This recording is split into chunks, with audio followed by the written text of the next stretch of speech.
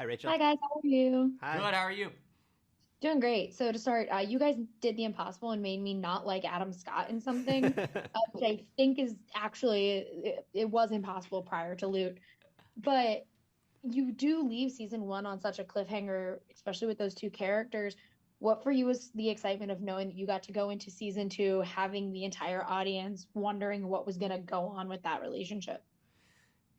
Yeah, it's really. I mean, look, we try to write for the juiciest thing, right? We write that, we write ourselves off a cliff, and then you see if you can scramble your way back up. And we really love Adam. I mean, Adam's an old friend. We work with him on Parks and Rec, and he has such tremendous range. If you look at him in Parks, you look at him in Loot, and you look at him in Severance, it's three completely different human beings. So we love being able to play with Adam. In fact, sometimes we fly to New York and shoot a little bit with him there while he's shooting Severance. So it's amazing, and we're like the relationship between Molly and John is so seminal to her development as a character. We feel like we can kind of always go back to that and track her change as a character as well. So it's really useful. And on top of that, Adam is hilarious playing a horrible, horrible guy. He just keeps getting worse, and it's really fun to watch. As a person with a cat named Benjamin Wyatt the cat, I agree. Um, But what I also love outside of, Adam Scott with another SNL lady is I do love Maya's like portrayal of Molly. I think it's so interesting to see how her relationships kind of track throughout the season, especially with everyone who works with her, and then how she kind of changes and apologizes and does all these things. But with season two, you have her being like, okay, well, I promised I was giving away all my money, and now she kind of has to start doing that. Was that an exciting writing challenge, or did you just view it as a challenge, knowing that this woman who prided herself on her wealth now has to kind of own up to something she said she was going to do? We thought it was a really exciting challenge. We always try to give the character of Molly and Maya something really like juicy to play in every season. And obviously in season one, her life had been completely turned upside down and she was trying to put the pieces back together.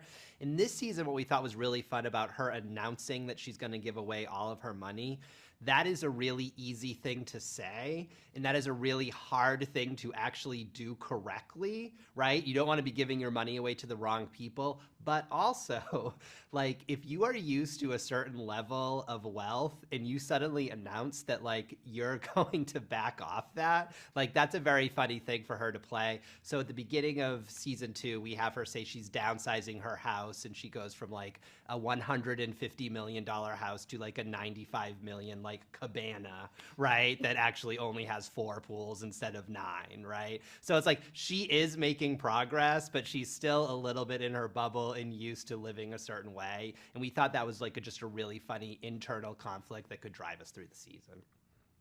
And I like that, her team kind of keeps her accountable and like are not afraid to kind of call out the things that she does. Is there a specific character out of, like Sophia and Nicholas and all of those characters that you love writing for, especially when it comes with interactions with Molly?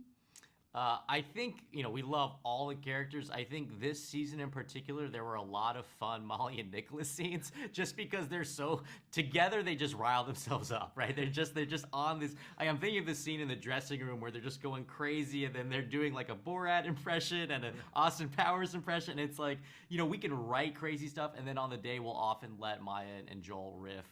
Both of their brains are like computers and they're just doing crazy stuff. Like Joel can remember all the lines and then come up with 5 alts and just do that. So Nicholas is just such a crazy character, and we often say that Sophia's the angel on Molly's shoulder and Nicholas is the devil. So obviously, it's always fun to write for the devil going crazy. Yeah. Thank you guys so much for talking with me today. I really appreciate it. I say this to everyone who's ever done anything with Parks and Rec, but thank you. That's my favorite show on this entire planet. I love it to the ends of this earth. And I really love Luke because it has a very much similar energy. So I thank you love guys. it. Hey, it's one of my favorite shows too. Huge part of my life. Thank you so much for watching. Of course, have a great one.